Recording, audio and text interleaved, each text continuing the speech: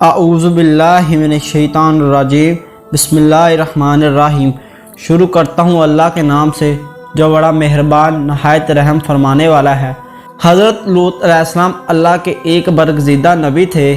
آپ حضرت ابراہیم کے دور زمانہ میں اہل سدوم کی رہنمائی کے لیے نبوت کے منصب پر فائز ہوئے۔ سدوم کے آس پاس 5 نہایت ہی خوبصورت شہر آباد تھے۔ یہ علاقے نہایت ہی سرسبز و شاداب اور قدرت کی فیاضی کا حسین شاہکار تھے۔ یہاں باغات کی کثرت تھی، لہلاتی کھیتیاں یہاں کی ضروریات سے کہیں زیادہ تھی۔ اردن، شام اور اسرائیل کے درمیان بسا ہوا یہ علاقہ نہایت ہی زرخیز تھا۔ یہی وجہ تھی کہ آس پاس کے بستیوں کے لوگ بھی اپنی معاشی اور غذائی ضروریات کو پورا کرنے کے لیے ان بستیوں کی طرف آتے تھے، مگر یہ بات سدوم کے لوگوں کو بالکل پسند نہ تھی۔ ان کے خیال میں ان کی بستیوں میں پیدا ہونے والے پھلوں، اناجوں اور سبزیوں پر صرف ان کا ہی حق تھا۔ وہ نہیں چاہتے تھے کہ دوسری بستیوں کے لوگ ان کے علاقے میں آئیں۔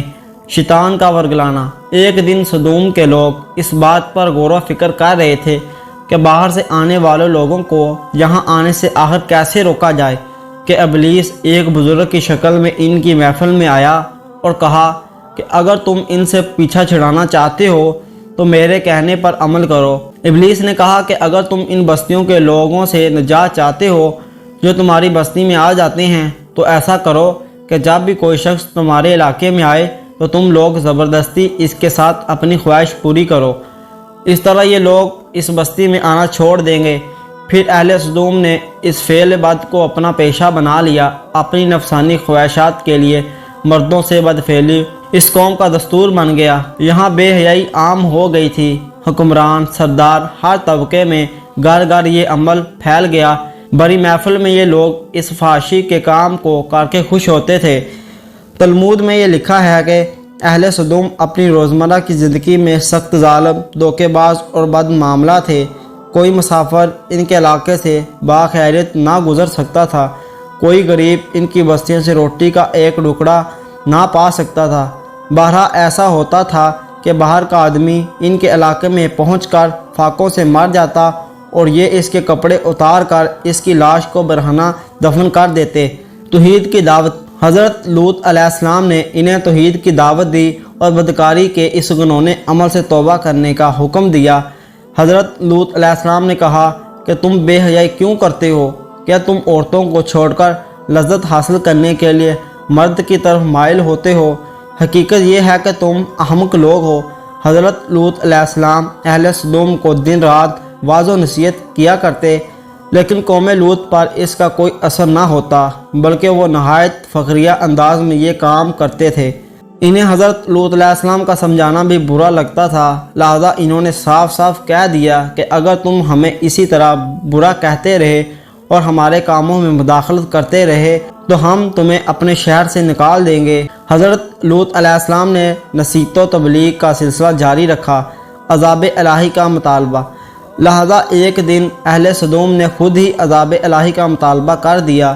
اللہ تعالیٰ نے اب تک ان کے اس بدترین فحاشی اور بدکاری کو ڈیل دے رکھی تھی، لیکن جب انہوں نے حضرت لوط علیہ السلام سے ایک دن کہا کہ اگر تم سچے ہو تو ہم پر عذاب لے آؤ، لہذا ان پر عذاب الہی کا فیصلہ ہو گیا۔ اللہ نے اپنے خاص فرشتوں کو دنیا کی طرح روانہ کر دیا۔ پھر یہ فرشتے حضرت لوط علیہ السلام کے گھر تشریف لے آئے۔ حضرت لوط علیہ السلام نے جب ان خوبصورت نوعمر لڑکوں کو دیکھا تو سخت گھبراہٹ اور پریشانی میں مبتلا ہو گئے۔ انہیں یہ خطرہ محسوس ہوا کہ اگر ان کی قوم کے لوگوں نے انہیں دیکھ لیا تو نہ جانے وہ ان کے ساتھ کیا سلوک کریں گے۔ حضرت لوط علیہ السلام کی بیوی کا نام وائلہ تھا۔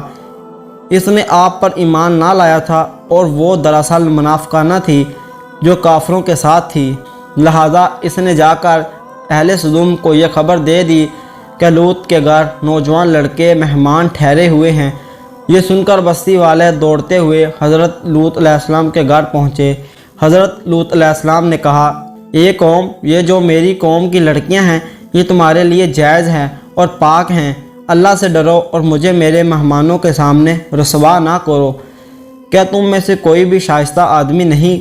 حضرت لوط علیہ السلام کی بات سن کر وہ لوگ بولے تم خوب جانتے ہو کہ ہمیں تمہاری بیٹیوں سے کوئی حاجت نہیں، اور جو ہماری اصل حاجت ہے اس سے تم بھی واقف ہو۔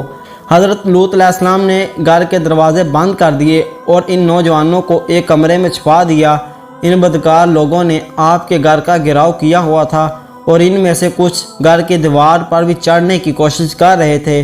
حضرت لوط علیہ السلام اپنے مہمانوں کی عزت کے خیال سے بہت زیادہ گھبرائے ہوئے تھے۔ فرشتے یہ سب منظر دیکھ رہے تھے۔ جب انہوں نے حضرت لوط علیہ السلام کی بے بسی اور پریشانی کا یہ عالم دیکھا تو حقیقت سے پردہ اٹھاتے ہوئے یوں ہی فرمایا، اے لوط، ہم تمہارے رب کے بھیجے ہوئے فرشتے ہیں، یہ لوگ ہرگز تم تک نہیں پہنچ سکیں گے، ابھی کچھ رات باقی ہے، تو اپنے گھر والوں کو لے کر چل دو اور تم میں سے کوئی شخص پیچھے مڑ کر نہ دیکھے۔ اب الہی، اہل صدوم حضرت لوط علیہ السلام کے گھر کا دروازہ توڑنے پر آ گئے، لہذا حضرت جبرائیل علیہ السلام نے گھر سے باہر نکل کر اپنے پر کا ایک کونا انہیں مارا، جس سے ان سب کی آنکھوں کے ڈھیلے باہر نکل آئے اور بصارت زائل ہو گئی۔ یہ خاص عذاب ان لوگوں کو پہنچا جو حضرت لوط علیہ السلام کے پاس بدنیتی سے آئے تھے۔ حضرت لوط علیہ السلام حقیقت حال جان کر مطمئن ہو گئے اور اپنے گھر والوں کے ساتھ رات ہی کو نکل کھڑے ہوئے۔ اس وقت ان کی بیوی بھی ان کے ساتھ تھی، لیکن کچھ دور جا کر وہ واپس اپنے قوم کی طرف پلٹ گئی اور قوم کے ساتھ جہنم رسید ہو گئی۔ صبح کا آغاز ہوا تو اللہ کے حکم سے حضرت جبرائیل علیہ السلام نے بستی کو اپنے پر سے اکھاڑ دیا اور پھر اپنے بازو پر رکھ کر آسمان پر چڑھ گئے، یہاں تک کہ آسمان والوں نے بستی کے کتوں کے بھونکنے اور مرغوں کے بولنے کی آوازیں سنی۔ پھر اس بستی کو زمین پر دے مارا، جس کے بعد ان پر پتھروں کی بارش ہوئی۔ جب یہ پتھر ان کو لگتے تو سر پاش پاش ہو جاتے۔ صبح سویرے شروع ہونے والا یہ عذاب اشراق تک پوری بستی کو نیست و نبود کر چکا تھا۔ قوم لوط کی ان خوبصورت بستیوں کو اللہ نے ایک انتہائی بدبودار اور سیاہ جھیل میں تبدیل کر دیا، جس کے پانی سے رہتی دنیا تک کوئی فائدہ نہیں اٹھایا جا سکتا۔